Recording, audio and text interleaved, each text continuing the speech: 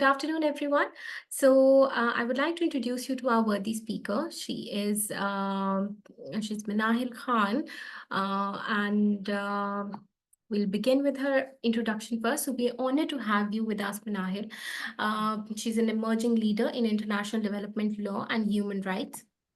She's currently pursuing her LL.M in International Development Law and Human Rights at the University of Warwick. She's studying this program on 100% scholarship. And Minahil, through her experience, through her knowledge, she brings a wealth of experience from her academic background and professional journey. Before coming to Warwick University, she did her LLB honors from Lahore University of Management Sciences, and her practical experience, and she's a wealth of knowledge, wealth of practical experience. She's worked with different corporate law firms, and she herself has worked, she's got a lot of deep understanding of corporate law and international law. And additionally, Minahil is a co-founder of Masoom Awaz, an NGO dedicated to supporting marginalized communities in Pakistan, where the basic purpose and the basic aim behind their efforts is to work collaboratively with different organizations like SOS and Akhuwat to uplift and empower undeserved groups. So today she will be sharing her insight on how exactly, and she's going to go through the whole process and navigate through the whole process of how exactly her journey was before coming here, and what exactly inspired her, and what her future plans are. And she's going to make give a comprehensive overview of what exactly the realistic expectations of any aspiring student should be, whoever wants to study law at Warwick University and studied on a scholarship in UK. So thank you so very much, Minahil. Over to you now. Thank you. Hello, everyone. My name is Minahil. I'm going to be talking to you guys about my journey at Warwick Law School, and I'll try to give you insightful tips for how to become a good international student and how to secure a scholarship at Warwick University. I did my undergrad from LUMS, and I've had a 1-year work experience at Cornelius Lane Mufti. Cornelius Lane Mufti basically is a law firm in Lahore. And that's the work experience that I've had, apart from my experience as a co-founder of Masoom Awaz, which is my NGO.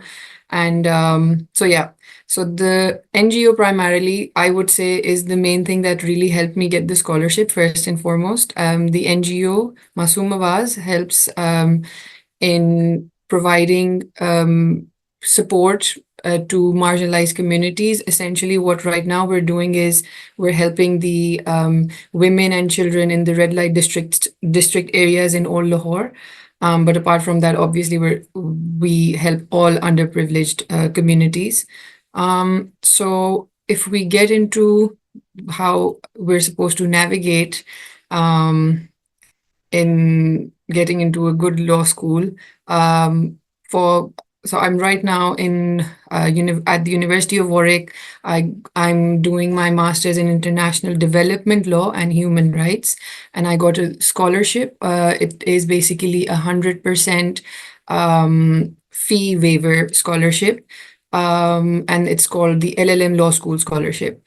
If I talk about if I give you an overview of the application process, so basically, for the taught LL.M degree, you are expected to usually have an upper second class, so 2-1 honors degree in law, or an equivalent to so back home. So for example, I did my undergrad from LUMS, which is a university in Pakistan.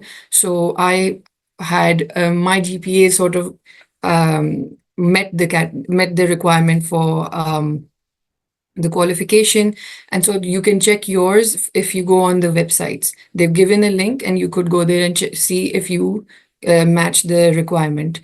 If your grade is lower or if your GPA is lower, you can always still apply, and they'll see if, so for example, if a good lower second class degree or equivalent is shown and you've got the practical experience and relevant and practical experience, you are still considered. And even if you don't have a degree in law, and if you're able to show your ability to complete the LLM satisfactorily, you can still apply. So, for example, one of my batchmates here, she has done a degree in liberal arts, and still she's doing an LLM right now with me. So that's so essentially, if you're not a law student, you can still apply for the LLM at Warwick.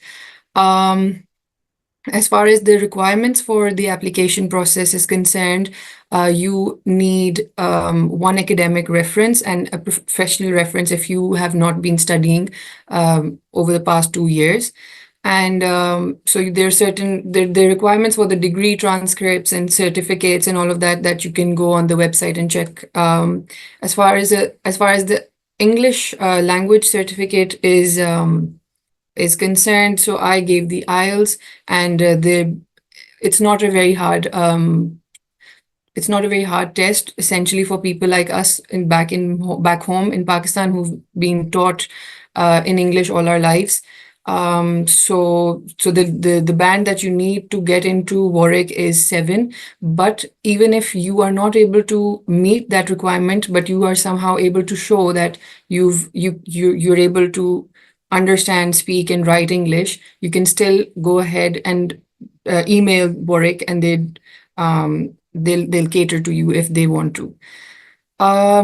Moving on, so the personal statement, I feel like, is the most important thing when you are applying at Warwick, and I feel like it's the same for every other university. But basically, it's your opportunity to showcase your passion for law and your suitability for the program. So there are some key points that you need to keep in mind when you're writing your personal statement. The first and foremost is basically you need to demonstrate why particularly you want to apply to that university. So in this case, University of Warwick. So for me, so in my personal statement, I was trying to demonstrate that University of Warwick was providing me with that program, which was what I wanted to study, which was international development law and human rights. And I was able to connect it with my NGO work because my NGO has been there for like 8 years, and I wanted to sort of connect.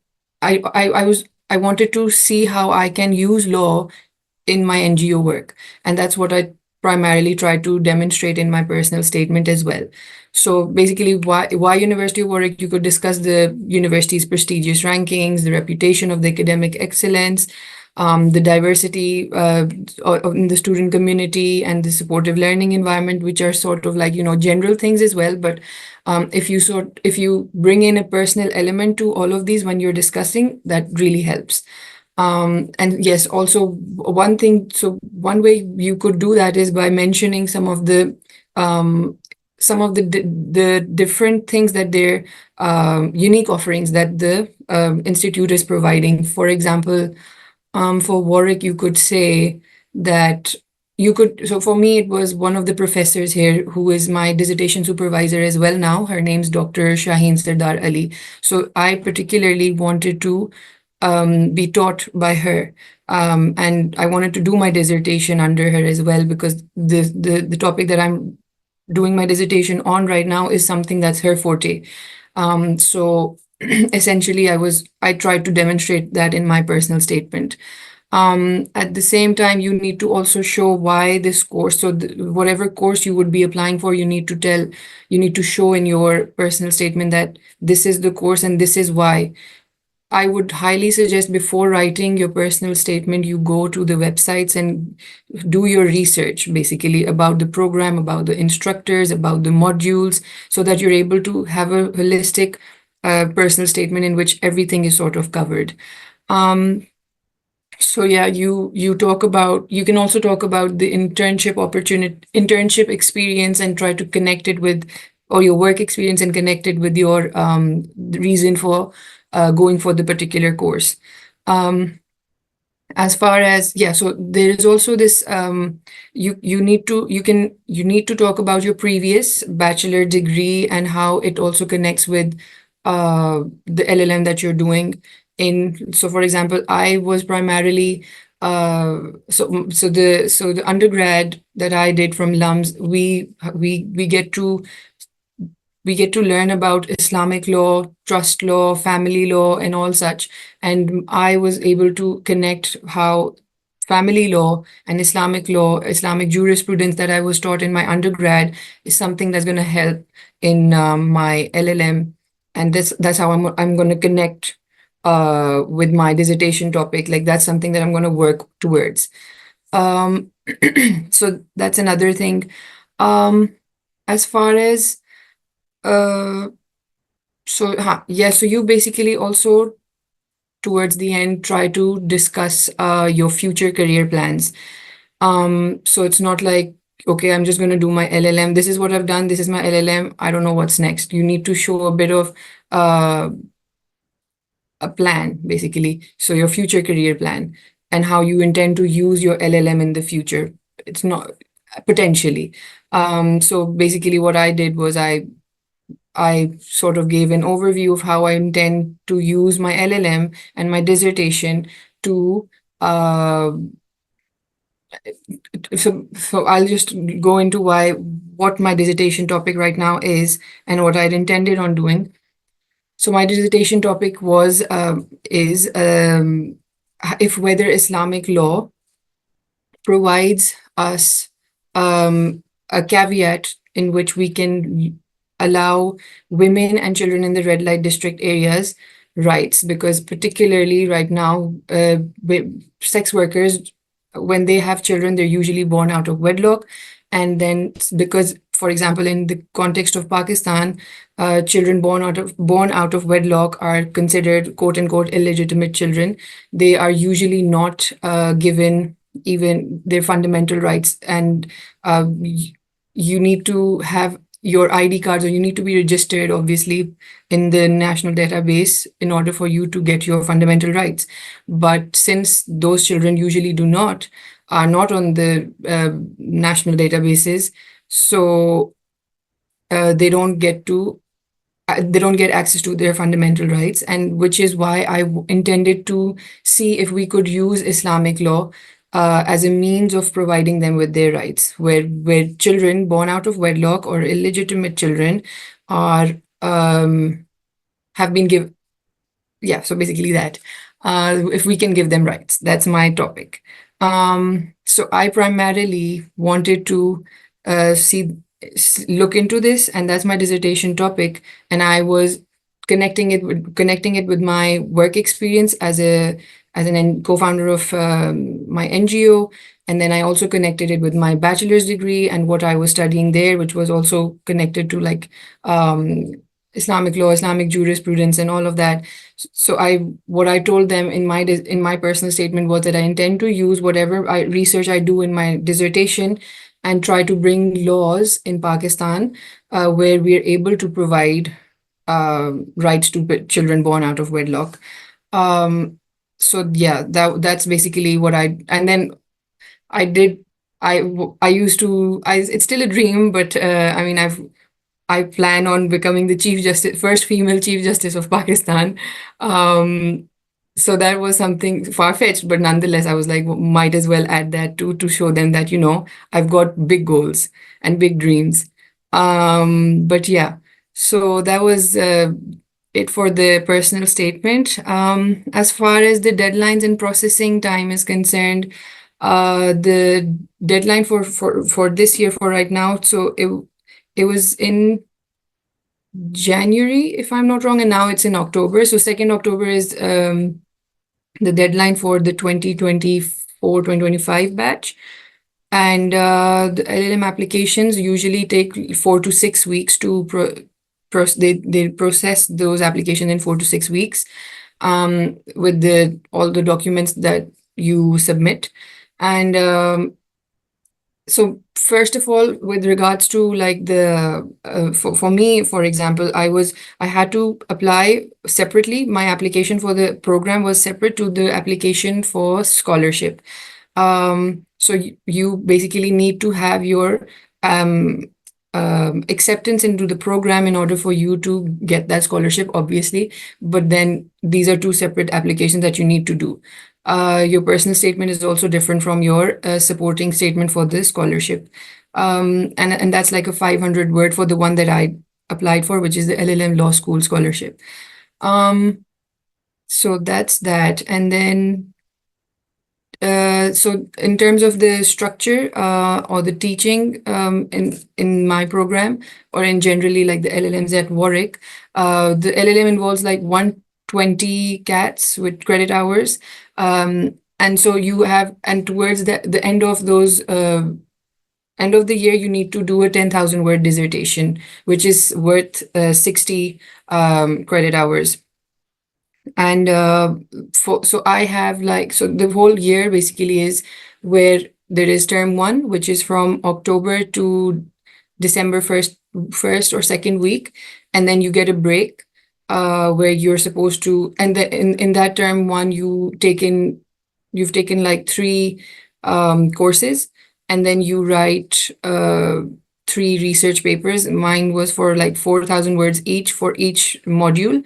That was the final exam, which we were given the winter break to work on that, work on those papers, on those final exams, and then the deadline for that is the start of the term two, which is again like it starts from January till end of March, and you again take up three modules, and you have 5 weeks to submit a final paper, three final papers.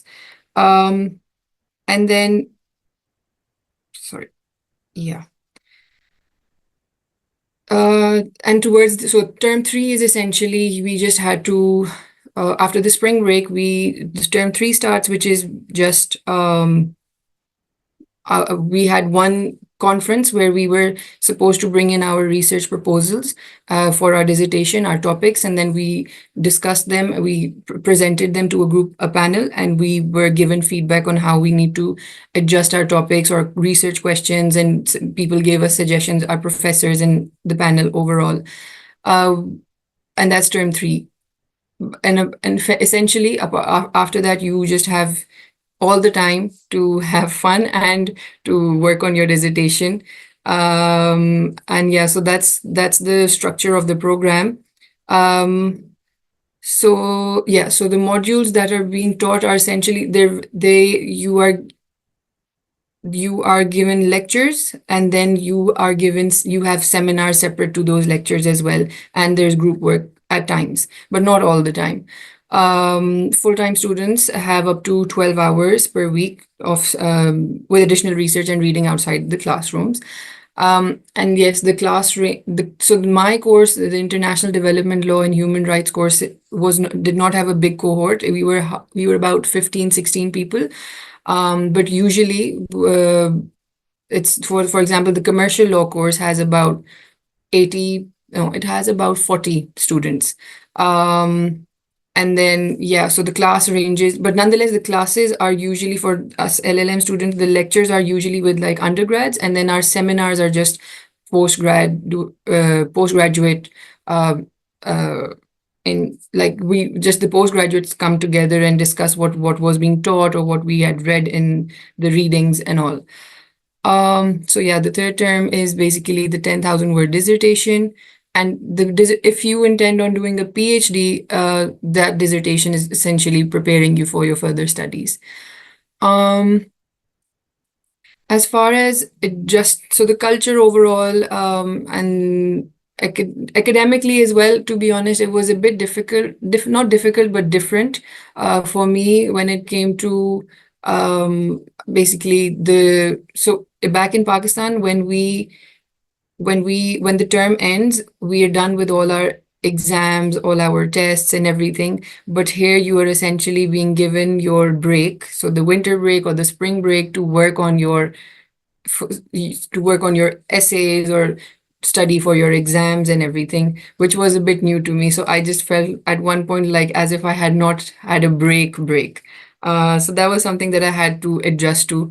But since I just had to write my research papers and did not really, so the system here is also where if you have any sit-in exams, they also happen after the break, and I'm not a fan of sit-in exams, so uh, thank God for that. That didn't happen to me. But yeah, so even the research paper that I had to work on were over the 4 or 5 weeks of break, and that was a bit difficult. Um, as far as so there is also one thing that I would sort of, it's not necessary it happens to all, but there are certain students who do not come from countries where English is their first language, and at times they can be a big proportion of the class. So you do face some sort of language barriers at times, but honestly, it's a good learning experience, which is something that I truly feel Warwick taught me. Uh, and yeah, so that's also another sort of thing that you get to adjust to over time. Uh, Coming over to the scholarship opportunities. So, as I said before, I got the LLM Law School scholarship, the Warwick Law School scholarship, which is the waiver of the full LLM fees.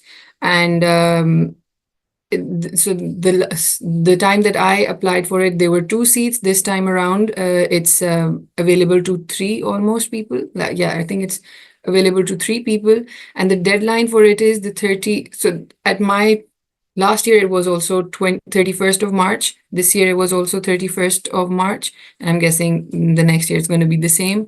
There is another law school scholarship, which is particularly for women of Pakistan, from Pakistan. So it's a Women of Pakistan scholarship. That also entails the full fee waiver, and yeah, so the application requires you to be a female national of Pakistan, and you need to submit and get your acceptance from the LLM program, and that is available to one person, and the application deadline is also the 31st of March. So far, that's the scholarship opportunities that you can apply for at Warwick. You just need to, uh, in order to get that, you need to provide a supporting statement. And so the tips that I could give for that is I've heard at times people write in big sob stories. I did not have one, to be very honest, but it was as simple as that I was not I wouldn't be able to do my LLM if it were not for the scholarship, especially with the exchange rates happening, because it's a huge investment. It might, I think it's the same right now. It's almost a 22 to 23,000 pound fee. And then in terms of like financing your accommodation, it depends from place to place, but uh, the accommodation overall might like cost you about 10,000 pounds a year. Um, so yeah, so overall, it's a big sum, and you don't really need to write a whole sob story. You can just tell them that this is a program that I really want to do, and I want you just show them your eagerness to learn, your eagerness to do the LLM, and you tell them that you just won't be able to do it if it weren't for the scholarship, and that's it. That's essentially what I did, and it worked for me. Um, and I hope that works for everyone else as well. Um, so yeah, I'm not sure how much time I have, but so the insights and tips from personal experience in terms of why University of Warwick, honestly, I will say that it is the reason why I can understand why it's being ranked as one of the top universities in terms of the law school. This faculty is absolutely amazing. They really make you think about important things. The course that I particularly did it's changed me as a person in the best sense. Um, they the amount of critical thinking, uh, you do when you look at the world order. I was never able to do that before. Um, and yeah, like it's just absolutely amazing. And the amount of support that the professors give here, their own um, the level of empathy and professionalism at the same time, it's a beautiful mix that they show us. So yeah, and overall the university as a whole as well, it's a really nice campus with like a really vibrant student community and a very diverse and inclusive atmosphere as well. They've got really nice state of the art research facilities and very strong industry connections as well. Um, One thing I do believe that maybe it's lacking on my part, it could be, but I do think that in terms of the particular course that I'm doing, which is the International Development Law and Human Rights, uh, it does not, it's since it's not as corporate and it's more leaning more towards human rights in terms of career opportunities. They are very limited. um, so if you intend on doing a corporate job, I would suggest that you look into the other programs as well. But if you want to change as a person and for the better, I would suggest that you do the human rights course. Um, because so for example, in the first term, my course in the first term I had modules. Islamic law was an amazing module that I uh, took, and it's also something that is very close to me. Uh, you're able to really learn things that even though back home I was taught Islamic law and through a critical lens, but it was a bit different here as well, and a much more comprehensive course. I was taught climate change in international humanitarian law. I took a course in women's rights, which was really good. Um, so yeah, just overall, I think civil society and activism was another course. So all of these courses really give you have a lot of choice, but these were the ones that I particularly chose, uh, which was just absolutely amazing. Like, and I at the same time I was able to connect with my NGO work, and I think that really does help. So I would really suggest people to have some sort of you need to do work and you need to work in those particular things in order for you to show that you're interested in the program. You need to have a backup, as a proof that you know uh, you want to do what you want to do. um and then yeah, so as I said before, so the knowledge from my previous degree also helped. So if you are a law student, it does definitely help. So my knowledge in Islamic law really helped me in the course that I did here. The same goes with like women's rights and climate change, because these were things that I had studied back in my undergrad. But essentially, pursuing an LLM did enhance my expertise and enable me to contribute effectively to the whole experience. Um, so the future career plans for So if you are here and you intend on having a career in the UK, there are three options that you have. One is basically as a lawyer. Uh, One is basically academic, where you go for a PhD, and that is usually, I think, 3.5 years to 4 years.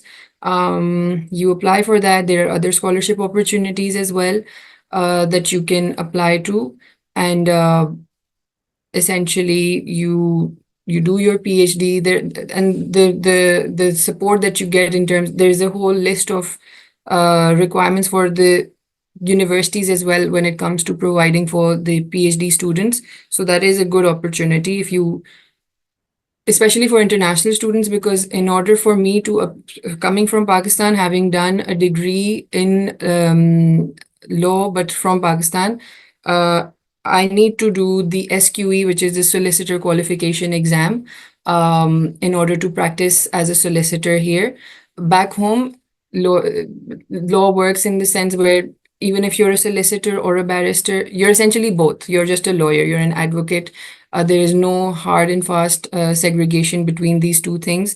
But here in the UK, there is a solicitor and then there is a barrister. In order to become a solicitor, who is essentially the person who takes in the case, who prepares the case, you need to do the SQE, which is, as I said, solicitor qualification exam. And so you do that and then you get certified as a solicitor in the UK. But if you want to become a barrister who basically who takes the case to court, you need to do the bar exam and become a barrister. And then there's the other career path, which is doing a PhD, if you want an academic trajectory. So yeah, those are the three options that I have for now. And for people who are international students, these are the three options that you do. So the SQE is, for example, a whole new course, a 1 year course if you have not studied the UK law before. It's usually, even if you have studied the UK law, you still probably need to, a lot of people do go and study for the SQE at, I think that's the BP University or the University of Law. These are the two universities that prepare you for that. So that's another whole thing. And the same goes with BAR, which is a 9-month course. So yeah, that's that. There is also so if you apply for like the law firms here, you get there is a training contract that you try to secure with the law firm, and they usually also give you they sponsor your SQE at times, most of the times. And and if your law degree, your undergrad does not meet the requirement of the UK law requirements, the SRA, if I'm not wrong. So they can also sponsor you for that. So if you have to do a PGDL, which is something that you need to do if your degree is not up to the mark. Your undergrad law degree is not up to the mark, then you do the PGDL and then you do the SQE. And most of the law firms, especially in London, do sponsor those degrees. Yeah, I think that's the. I haven't secured a training contract so far, so I can't give you a lot of insight into that. But yeah, so far for me at least, after completing my LLM, I plan to return to Pakistan and use the knowledge that I have in order to work with my NGO and different legal organizations to improve access to justice for the underprivileged, especially. So right now, I'm also a part of a committee who is trying to bring in laws to protect the children in the red light district areas. Hopefully, we'll be able to do something with that. So yeah, that's another thing. What else? Yeah, I mean, I'm open to. I'll open the floor for questions. I think that's it for my end. From my end, yeah. Thank you so very much, No, Minahil. thank you. Like you've given a very comprehensive idea. I'm sure everybody, whoever is planning or whoever is interested or belongs to the same discipline, I'm sure they're going to benefit from your experience and how well you explained each and every bit. Like I love the part where you were explaining about how to relate your experience to what Yeah. you're going to study and how to basically let them know, let the organization, not exactly the organization, but let the educational institute know and be very clear in terms of what you plan to do, how you plan to implement that. So you need to be clear on that. Yeah. What I see here is that, sometimes when students come in here and even when they're applying, this is the basic knowledge that they're looking for. Somebody to guide them, somebody to let them know what are the tiny steps that they need to take. For example, I remember a lot of students who, back in Pakistan where I used to teach, a lot of students used to apply for Fulbright scholarship. Hmm. And they used to struggle because, there is this certain criteria that they would prefer candidates who would have experience before coming and studying that particular program. So even in your case, like you mentioned about your NGO experience, you Yeah, mentioned about your law experience, corporate law experience, how all those tiny bits, they align together and they help you. definitely.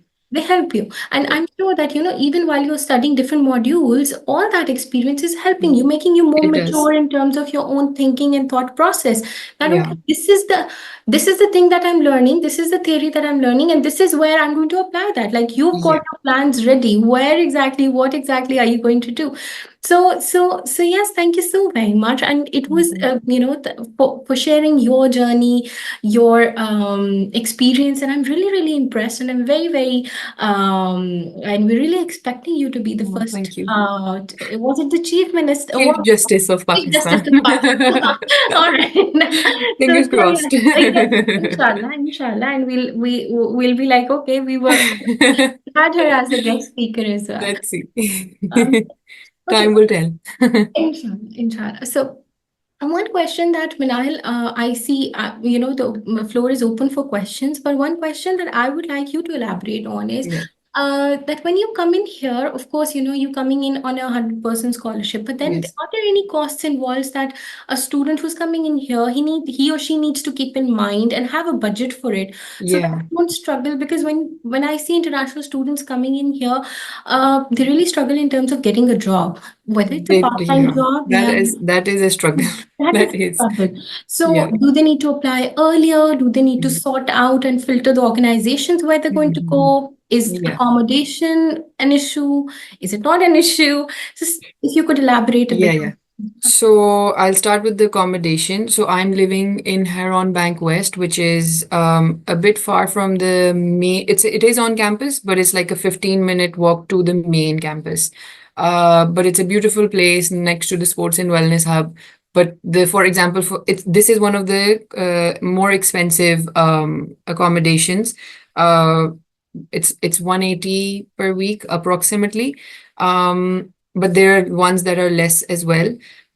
So as I said, so for me, for example, the cost is around about 10,000 pounds in the whole year. But you can pay for that in like installments. So like that's like term one, you pay a big chunk. Term two, you pay a big chunk. Term three, you pay a big chunk, and term four, you pay a big chunk. So you can, for me, it was like installments in um, four four installments essentially.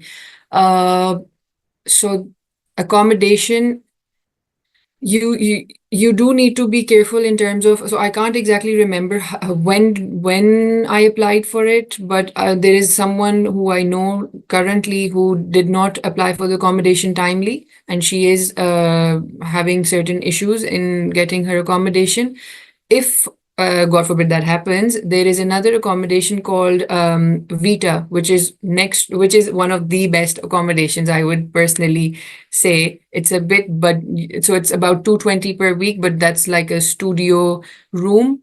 Uh, and you have your own kitchen, you have a TV, you have your big bed, you have a nice room, your own washroom. Everything's really good in that. And you get free breakfast in the morning, you have a free gym, so everything, it's a very inclusive, so that 220 is definitely worth it. But then again, if that happens to you where you are not able to get a good accommodation, that's another option, a safer option. But obviously Coventry overall, uh, I hate to say this, but it's not one of the safest places to stay. If you do intend on staying, I would suggest you look into accommodations in Kenilworth and Leamington Spa. Those are the two places that a student should look at, especially, I hate to say this, but especially if you're a girl, because unfortunately I've had certain experiences as that as well, where we've encountered certain incidents, very unpleasant, in Coventry. So that is one thing that I would like to say in terms of accommodation. There are lots of options that you can look into. The one other thing that I would really suggest you all, especially if you're a master's student, is so there you need to look at what is your time in terms of contract, your accommodation contract. Like, so my accommodation contract is till the 7th of, it started in on the 2nd of October and it ends on the 7th of September. My dissertation deadline is on the 4th of September. So that's a good, I think, like you got like 3-4 days to like pack up and everything. But a few of my friends who live in Tossil, their contract is literally ending in like 6 days, which is on the 27th. So they have to now go around and look for other accommodations and everything. So I would highly suggest that you look into what, so you plan how you want things to go. So you can even go back home in this time and you don't necessarily need to be here. But if you want to have a wholesome experience and you want to stay back, so I would suggest look into like accommodations which are for longer. The accommodation contract is for longer, so that you don't have to really, find places again and shift and all of that. So that's for the accommodation. The next part, yeah, so the jobs. So for me, for example, this was also a struggle. This was a big struggle where I was not able to find jobs. I've just recently actually gotten a job as a conference assistant on campus. Uh, it's paying well. When I did come in, like in the start in October, I got a job as the Equality, Diversity, and Inclusivity Officer at the law school as the postgraduate representative. But that's like hardly four, that's like 10 hours of work in 4 months. So like that essentially entailed just organizing an event, and that's not something, if you want to sustain yourself, that's not a job. It's good on the CV but not in terms of making money. So I was struggling with that. I tried to look for jobs. Unitemps is basically the place that you go for. Unitemps is the place through which you get your job contract, whatever it may be, and you apply for your jobs through that as well. You make your account with your university email, and then you apply for the jobs that whatever comes up. Most of them, at times, they're also really good remote jobs. I would actually suggest that you guys would apply for most of the job. Oh, there's another very important, very good job that you guys can apply for before coming, which is a residency community job. You can also, I would suggest, contact the student union in that regard because they are really helpful in this sense. So I know someone here, a group of people who applied for this job, which is the student residency community job, which is like a whole year thing, and it pays really, really well. Um, the minimum wage rate right now is 11.44. So if it's an on-campus job, that does happen where you are being paid the minimum wage more, but or more and not less. But I do remember there was a place where I went for a job which was not on campus, and you need to be careful when applying for jobs as well, because at times people will take leverage of the fact that you are an international student, or they might think that you don't know the law. He did not realize he was talking to a lawyer, the person who was my potential employer, and he was basically telling me that he would pay me £6 per hour if I do the job. And I was like, you do realize I'm a lawyer. That was quite funny. So that's illegal as well. And you need to know when you're applying for jobs that what is the rate and how is it supposed to happen, the whole system. Uh, so yeah, need to be careful in that sense. I would really discourage you all to, and then again, especially girls, to work in Coventry. It's because, and if you want to go into like, if you want to go and work for restaurants and all, do not go to Coventry, because most of the times the time that they give you is usually at night, obviously, and Coventry at night is not safe at all. So if, for example, you're coming back home at 12 alone, not the best thing to do for your own safety. So yeah, so that, and There are lots of job opportunities on Unitemps. You could even use your own email, your personal emails, to make like accounts on Unitemp, and then you can look for job opportunities, apply for them. For apply, I've used ChatGPT a lot to be very honest, because they usually ask you for a cover letter.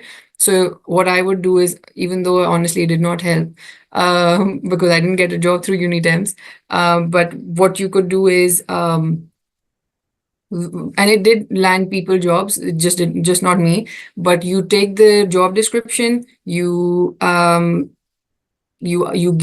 take your CV, you put it on ChatGPT, you tell them write me a cover letter, and the ChatGPT does your job. So I did that, and a lot of people did, and they did get their jobs. But so yeah, that's something. So you just keep on applying, keep on applying, keep on applying. I would suggest go to the student union. They have a lot of jobs, but but do it timely, because a lot of times it does happen where undergrads are usually taking up most of the jobs, because they've already been on campus beforehand. They have made their networking, their contacts. So yeah, so if you do want a job, apply timely or way before time, I would suggest. As far as like jobs in Tesco, Aldi, and all, so there's a Tesco and there's an Aldi, and then yeah, and there's some restaurants on campus as well. Uh, you can obviously take your CV to them. There is one other thing that I would suggest. So I had like one CV, which I would just take to everyone, and I did not realize that that was not the right thing to do. You learn from your mistakes, and that's what I did. Uh, so you change your CV as per the job application. So if I was applying for um, a job at the restaurant, obviously they don't really care if I worked as an associate at Cornelius Lane and Mufti, so they don't need to know that. So you just, for example, if I was working as the ED&I officer, I put that up as the first thing. Yeah, so I think you just need to change your CV a bit in order to you shouldn't look too overqualified. And because one of the job interviews that I had uh, at a restaurant, the manager asked me exactly the same thing, where he was like, "Okay, you're a lawyer. Why are you here?" And then I was like, "Well, I just want a job. That's it." But he was like, "You were too overqualified for this." He shouldn't care really, but nonetheless, that's one thing. You need to change your CVs as per the requirements of the job. Uh, yeah, I think that's it for that's all I have to say for this. Yeah, thank you, Minahil. Thank you. Like I said, that you're elaborating so well that anybody having any further questions related to No, no, what I you're completely understand. explaining, yeah, they're able to understand that quite well.